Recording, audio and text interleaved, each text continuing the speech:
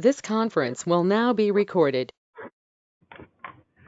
Great. So this is a special webinar, not our normal monthly webinar, and it's something I've been looking forward to for a long time, because I had always heard about this thing called Citizen Voice in Action, and it is really probably the largest NGO-facilitated social accountability intervention in the world. And I've been asking for years now, who's really the brains behind this thing? And people say, well, there's this woman in Australia, Sue Kant, and so finally she's here with us, and she's going to give a presentation on this today. We have a hard stop at 11 because Badil and I have to run off to meet the Assistant Secretary of State.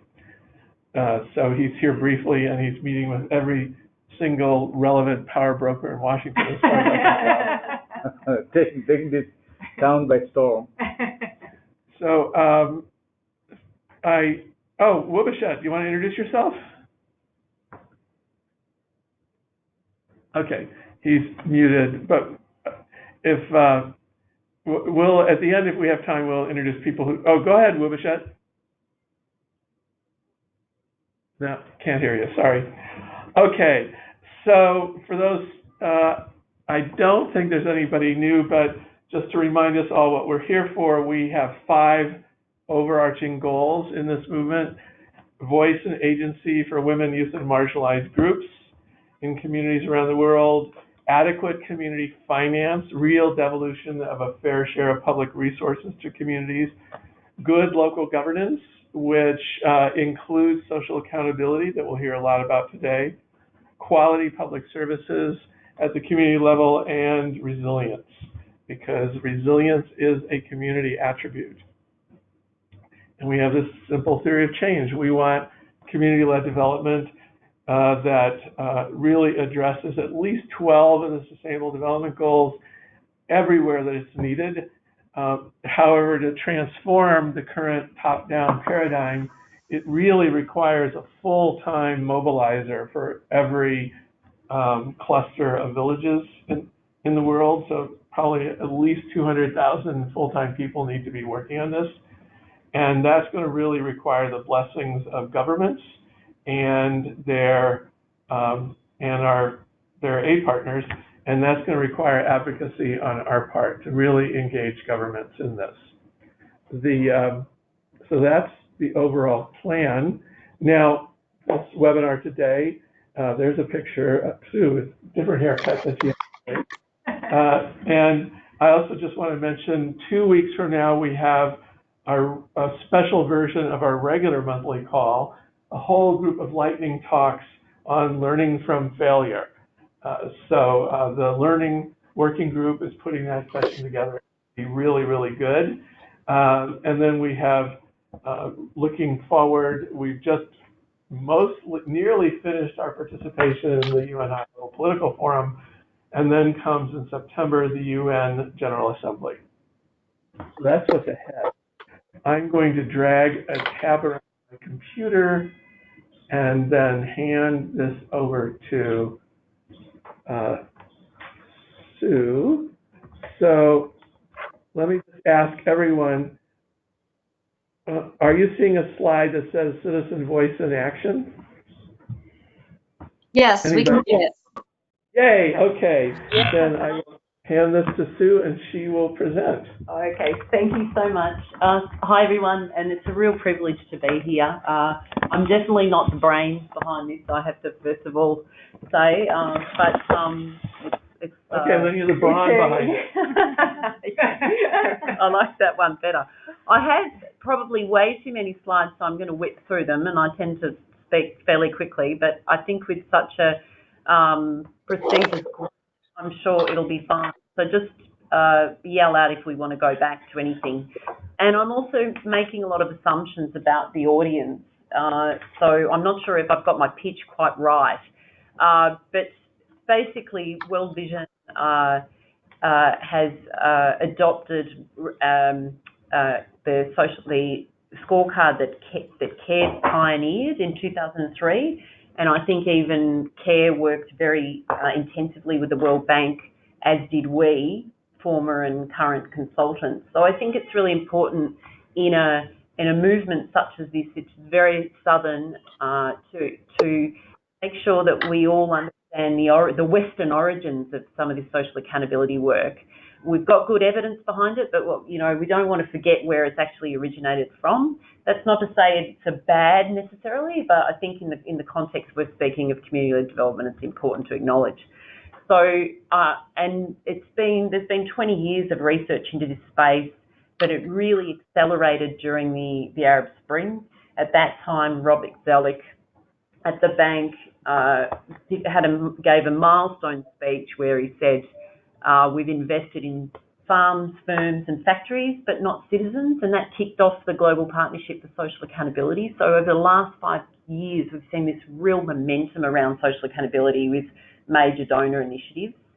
And I like to share also that I think the potential of broader community-led development and social accountability as part of that it can lead to really significant historic change. And we all know about Jokowi in Indonesia, but I'm not sure if many of you might know that his power base when he was mayor of Soho, before he became Jakarta mayor and then president, was actually in the foundations of civil society there in Soho that were funded by the Ford Foundation.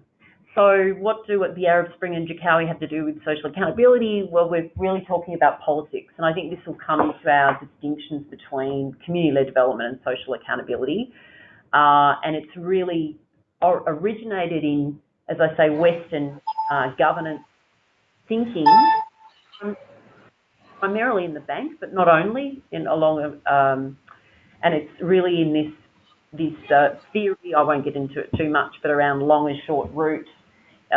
In the 1990s, when you had elections in Africa, we weren't really seeing the democratic outcomes that we wanted in those elections. So there was a lot of thinking about, well, how do we get government to be accountable between elections? And this is the idea of the long route being by the ballot box and the short route being by these types of social accountability interventions that happen between elections. So what is it? It's essentially probably three components. I would argue that if you don't have these three, then it's not social accountability. And this is based in the research, by the way. This is not me. This is actually Anu Joshi at IDS, who's a leading thinker in this space. So these three elements, right to information, collective action and government response. If one of those is missing, then we don't have social accountability. That's just sort of a broad, and there's a couple of definitions. I won't get into those, but I wanted to talk briefly. John and I just had a bit of a chat about this. I mostly disagree with her. So, the reason I raised it with him was because I felt that there probably might be a lot of disagreement. But I think that it is important to differentiate, because I know there's a lot of confusion around what social accountability is, and isn't it really about good community development? What's the difference? And I think there is a distinction in terms of the emphasis on political empowerment and the specific aim to get governments to be accountable, whereas community-led development can be so much broader and is obviously about empowerment for self-reliance. I hate to use that, I confess that word, but social accountability also has a very strong evidence base, because really lots of researchers are very interested in it. I won't go into all of the details because I'm going to flash to the evidence over the last 2 years. And in May, now I'm no randomista, I'm not into RCTs, but perhaps I'm a bit of a prostitute. I'll take my evidence wherever it comes. And so now that we've got this systematic review, I'm really jumping for joy, in the sense that there's been an argument about mixed evidence for this approach for 20 years now, and I think we can finally put the stake in the ground Yeah. We have a systematic review of the Cochrane standard. Hopefully no one will challenge us on that. But there's just a lot of interest in this space from donors and researchers coalescing around all the research that's going on. In 2017, this is the study that I would really point you to. DFID had an evaluation that found social accountability, quote, almost always impacts service delivery. And I don't know about you, those of you that have worked with evaluators, but it's very hard to get evaluators to make such definitive statements. And I was very surprised to see this myself. So there's a lot of donor interest. And I think in terms of broader community-led development, let's capitalise on that. Let's leverage that for broader community-led development. I love the goal of this movement. I was very excited to hear that you guys had Scott Guggenheim on your advisory board. He's my hero, and I worked a bit with him in Indonesia before we got a bank project up there. And our discussion was all about how do we get donors to fund facilitators. It all goes down to these mobilisers. It's a wonderful goal. I'm really excited to see it. I'm going to leap into Citizen Voice in Action. As I say, and I'm just going to whip through these, but I wanted to give people a taste of the methodology. It's really, what I would say about World Vision's contribution to this is there's lots of people that have come before, obviously, as always is the case in development. And I've acknowledged CARE because we use the scorecard and it's a big part of the approach. I think where we've added value is we've really front end and back end loaded these social accountability tools with a lot of investment in civic education and a lot of investment around citizen advocacy. So I think that, and we've really invested in understanding that there is this is, I'm preaching to a converted audience, but obviously this good community development takes time, and that's what we've learned through this process, obviously as well. And citizens can't engage with government if they don't have information. It's just foundational. So very briefly, the other part that we've really beefed up, which also originated in bank work, was the concept of social, like micro-social audits, where you look at a health clinic or a school, and you go in and you say, well, what does the government policy say about the student-teacher ratio in this country? It'll vary from country to country, and we're packaging up that information in ways that it's accessible to communities so that they know. So we're trying to make very tangible these rights, abstract rights, by saying you're entitled to X number of teachers in this school. And it's something for them to grab and lobby with. And it's very powerful because then you can actually measure against those standards if they're not being met. So communities can say, we know we should have X number of teachers in this school, and that's what we're going to lobby on. Or, but it's not just quantitative. I'll get to the qualitative in a minute. I've mentioned civic education, and we have a town hall style community meeting that would be no different to what anybody else does, but we do try and make sure that we've got both the political and the bureaucratic arms of government in that space, and that we haven't really articulated it in any evaluations, but I know that that's what makes it key. That's what we've seen from our anecdotal evidence. Action plans, very common as well. I think the MIT evidence around how and why these work is if it's a sort of a semi-formal agreement between service providers and officials and community about what will happen in a particular service, and ours is service focused, as I said. Health clinics, schools, extension workers, WASH. Now, the other part I think that World Vision is definitely innovating in is that we've created, many of you will have been in community meetings where you've got reams of butcher paper and all that amazing information from communities gets lost. And so as part of the scorecards I'll get to in a minute to give you just a little taster of what our scorecards look like, is we've got a cloud-based system where we have an app that staff or facilitators can use to upload the information that we get in the following tools I'm about to highlight. And what we're trying to do, we've now got 11 countries on this database, and we're trying to promote it broadly as a partnership with other NGOs. It's not it's obviously a customized World Vision database, but we want to be able to open it up with the data platform to other users so that we can amplify citizen voice. And we were recently at John graced us with his presence at our event on Friday, which was fantastic, where we were just talking about some of the data that we've got from Bangladesh, for example. So we can get things like, if we're working in more than 1,000 clinics, say in Bangladesh, how many of those clinics have actually, so these are community clinics, how many have got the right staffing, how many have got wash facilities. It's a kind of a de facto M&E tool in some way for service provision. This is a hypothetical that you're seeing here is what we call monitoring standards.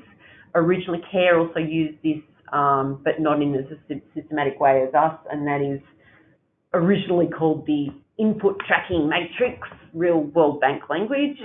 Very, very community accessible, but it's what I'm talking about here about the inputs that you get into services such as teachers and infrastructure, and what's the standard what's the government standard for that? Because I think what we've seen is that we really get traction with government officials when we're talking about not HWO standards, but that government standards and their own policies, many times which frontline service providers are not even aware of themselves.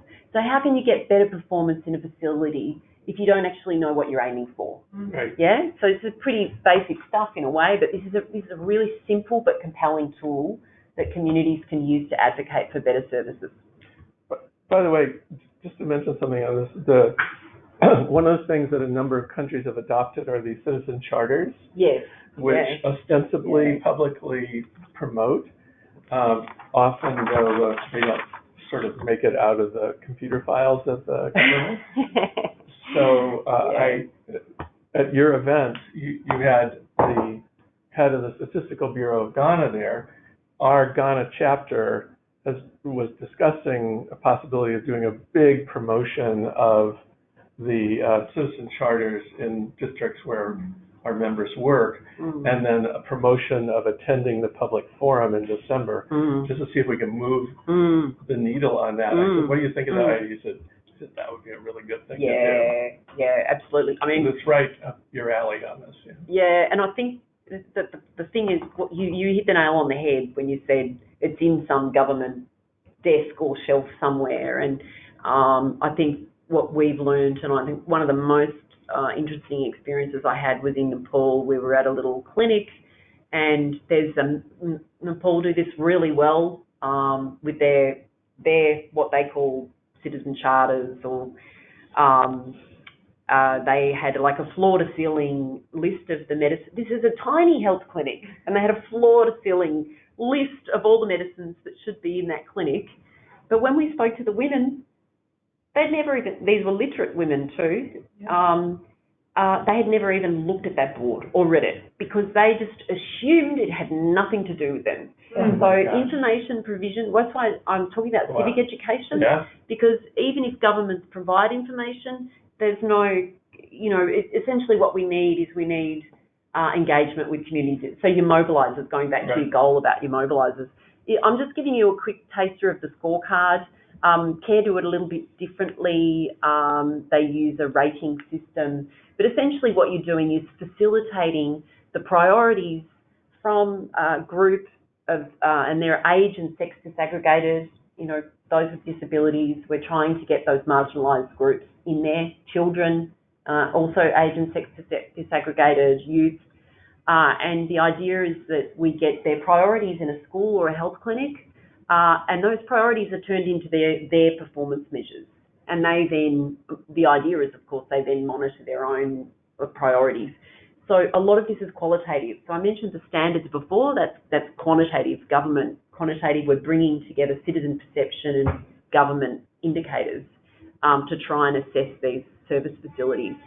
So, and for And so essentially they come up with their priorities. A really common one in health is the attitude of the nurses, midwives, community health workers in the facilities, which is a really big problem for access to health, because they're really, as many of you who know working in health, they really can be downright rude and disrespectful to women, and they don't want to go back.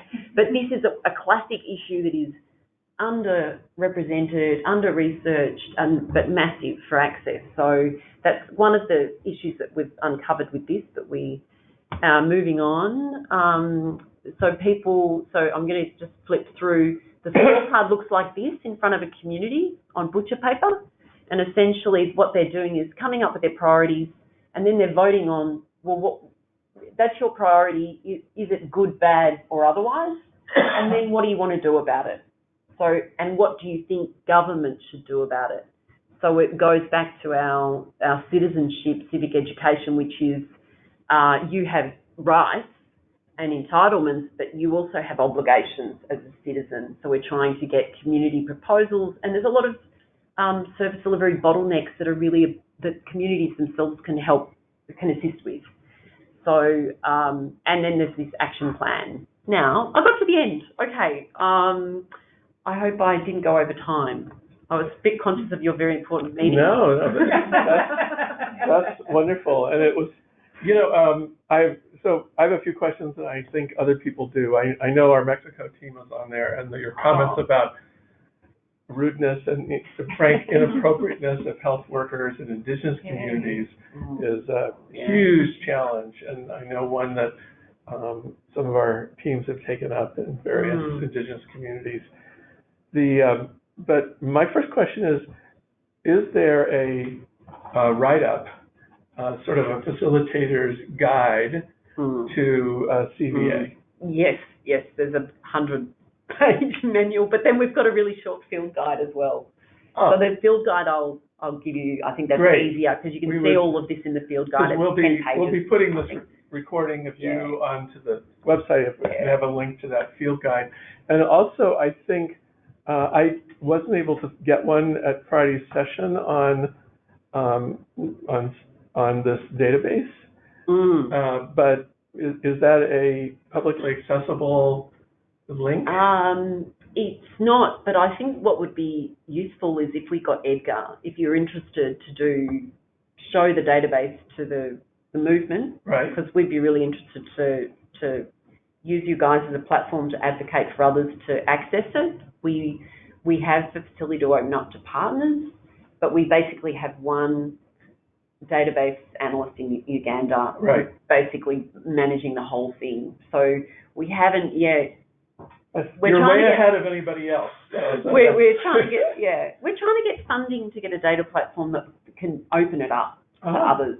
Okay. And it's also being explored, has been explored with one of our partners called Quantu. They're also been looking at this. So there's a little bit of work out there, but I think we've got something that's concrete that we can model for citizen, to amplify citizen voice. So if there's a monograph or anything, and I'd love the contact, because when we and Anne can add to this, Anne chaired the research working group even before it had joined the movement and before she'd come to the Hunger Project. But we had identified 2 projects, this metasynthesis of evaluation, and also promoting use of an aggregatable community scorecard that could then not only empower communities as you just described, but as you're showing, empower people to have something to throw on the desk of political decision makers, ministers, permanent secretaries, and say, look, you promised, as your scorecard said, you promised 25 desks, and we've only got 15, and that's true in 4,200 schools. So whatever, being able to take it up each level as an advocacy tool is something that we really aim to do, and it sounds like you've already done it, so that we could either adapt, promote, or support that. Yeah, there's a nice example in Uganda. It's some years ago, but what they did was it was a nationwide NGO health coalition campaigning parliamentarians to increase the budget for health workers, and they got a great win there, nearly $20 million for another 6,000 health workers. And that was because they targeted the parliamentarians, but I think also we were involved in bringing the district data of a couple of districts from CVA and citizen representatives to represent their own data, their own evidence to those parliamentarians, who then, they literally blocked the budget. That's how we got it through. So the parliamentarians wouldn't vote on the budget until they increased the 6,000 health workers. So that's the sort of potential we have. But I think also on the institutionalisation agenda, it'd be like, how can we get governments to have social accountability mechanisms, which is starting, but it's been in India for 20 plus years, in Brazil, but whether they actually happen or not, that's the other that's the next challenge. And that to me is our job as civil society. There's a lot of talk about NGOs putting themselves out of business, which as service delivery entities, yes, I would agree. But as facilitators of civic engagement in civic space, no.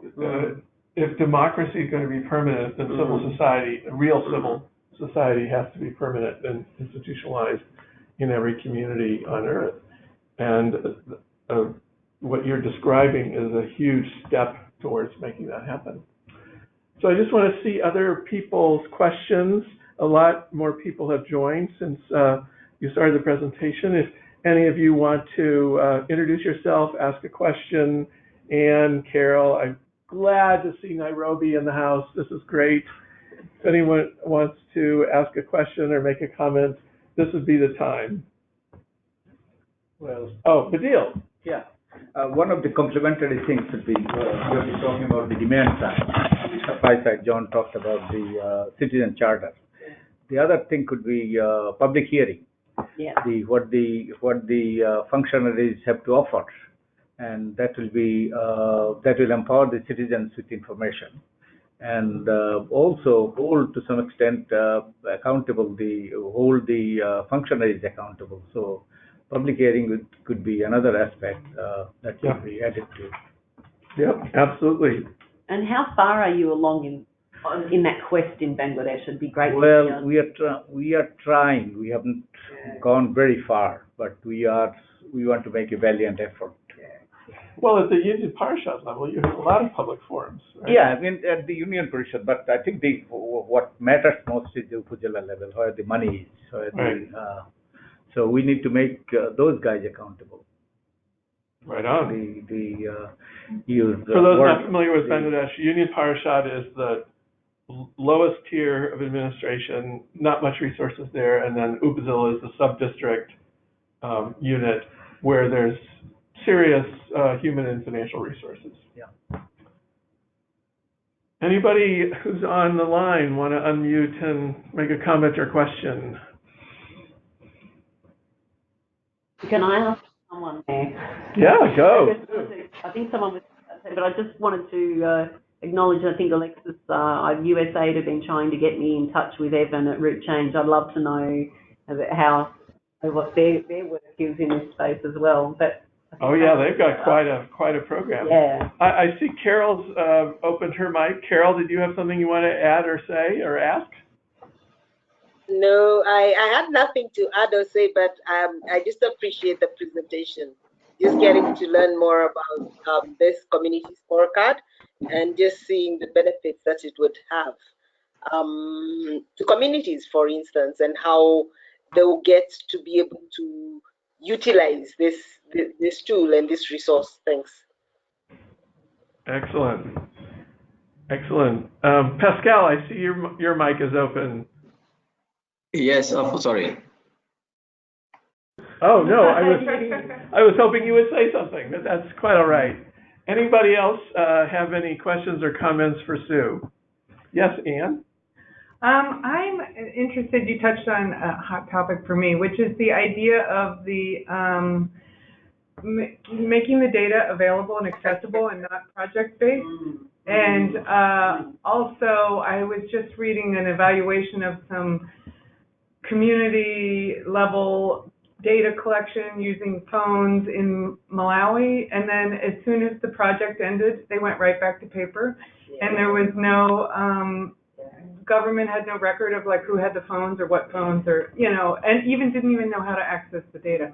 So, so there's obviously this struggle with community-led development as community level, with the need for some kind of higher level management of the data so that it is accessible, but at the same time, you're not extracting it from the communities and taking it out of their hands. They're always managing it, but there needs to be some platforms, right? Yeah. And so I really appreciate your thoughts about the platform that you developed. I mentioned it when I was with PACT. We had the Capacity Solutions platform, and the idea was as a third-party platform that people could still access after the project was over. And we saw that many did, and it was a great way to do cheap ex-post evaluation a little bit as well, because they kept entering the data for their own purposes. But anyway, I think that's a nut to crack, and it's going to be with all of us coming together, because it can't be a project-based thing. It's got to be more of a systems piece, and you have to figure out, I think, in each setting where the right level is for it to sit, so that it's not too high or not too low, and it's sustainable. Do you have more thoughts or comments about that? Yeah, look, here we've spent 2 years now with CARE. Yeah. We've got a partnership with CARE on this, and Development Initiatives is also a partner, and it's been a real struggle. You know, there's 2 years of conversations about how we can get this up and running, approaching donors. It's really quite difficult to find ways, and the whole concept is really around how do we open this up for NGOs. Right. So you've got all these NGOs, it's fragmented social accountability space, but how much more impact could we have if we're all using a data platform that was accessible? We have a lot of experience in the Hunger Project in this, and I think it's part of it is because I've been building databases for 50 years, truly 50 years of databases, and we do have like local community groups across India directly entering data in ways that can be drilled down, you know, district, block, etc. So it's doable, and so I'm happy to join the conversation. That would be fantastic. Yeah, because we really need to hit a speed hump. Because one of the things we've discovered is discussing it isn't nearly as good as just throwing a system out there and iterating it. Yeah. Because we've iterated it a lot. And then we've also built up a platform for sort of national candidate disclosures in Bangladesh. Oh, really? Yeah. I mean, you told me about that just before the meeting, Yeah. but I didn't realize it was a database. Oh, yeah, we have the most robust website. Wow. Okay. Yeah, actually, it's a pretty terrible website, but it is robust. So I've been handed a couple of announcements, but I just want to make sure everybody's had a chance to weigh in on CVA questions, comments before I go to announcements. I was just going to chime in. This is Alexis Thanks from Root Change. I apologize I wasn't able to jump in earlier when Root Change was mentioned, but just wanted to share that would be happy to have an additional conversation offline to exchange learnings. I think that'd be an exciting opportunity. Are you in DC, Alexis? Yeah, she's in. Oh, I am, great. yeah. Okay. I'll reach So out. I'll put an email address in the chat box, and John, of course, has my contact information. Yeah, I'll just. Okay, thanks. Yeah, she's not sitting in front of a computer, so I'll just give her your contact, Alexis. Perfect. Thank you. Okay, so then there are two announcements. So the meta-synthesis of our evaluations that you've heard about now for 5 months. It had applied for a session at the American Evaluation Association conference November 14th, and we got it. So big shout out to Julie from Nuru International for submitting on the movement's behalf, and to Holta at World Vision for developing the proposal, and to PACT and Global Giving for joining on at such short notice. So we have a platform for sharing this in November. Also, one thing that emerged from the Interaction Forum and from Women Deliver that we shared about last time is that there will be an event on October 2nd, which is the 150th birth anniversary of Mahatma Gandhi, at Interaction here in Washington, D.C. So hold the date. We'll be having a one-day symposium on eliminating the word beneficiaries, shifting from beneficiaries to partners, to participants, to citizens, to something other than this paternalistic word beneficiary, and specific, especially in humanitarian response, where it's probably hardest to stop thinking about people as beneficiaries. That came out of the interaction session with Relief International, where we had announced our study. And so look out for a email from Matt Cruz from Relief International. As I mentioned earlier, we have a July 31st regular hour-and-a-half type event that will be with our wonderful learning working group and these lightning talks. I think they're planning about 5 of them. Is that right? That on times where we organizations have learned from failure. So FHI 360 has this failure fest in the evening, and there's like liquor served. That we will not be serving any liquor at this at 10 o'clock in the morning, but it will be 10 o'clock in the morning on July 31st. So with that, I'm actually going to complete this call unless anybody has any other updates, questions, or comments before we finish. Okay, then many thanks to you, Sue. It was great having you here in person, and we hope you will stay up till midnight in Melbourne and always join us on these calls. And we will be posting this recording on the website so that we can share it with the others who didn't make it to today's call. So thank you all. If you want to unmute and say goodbye, you're most welcome to do so. Bye. Thank you again. Bye. Everybody. Bye. Bye. Bye, everyone.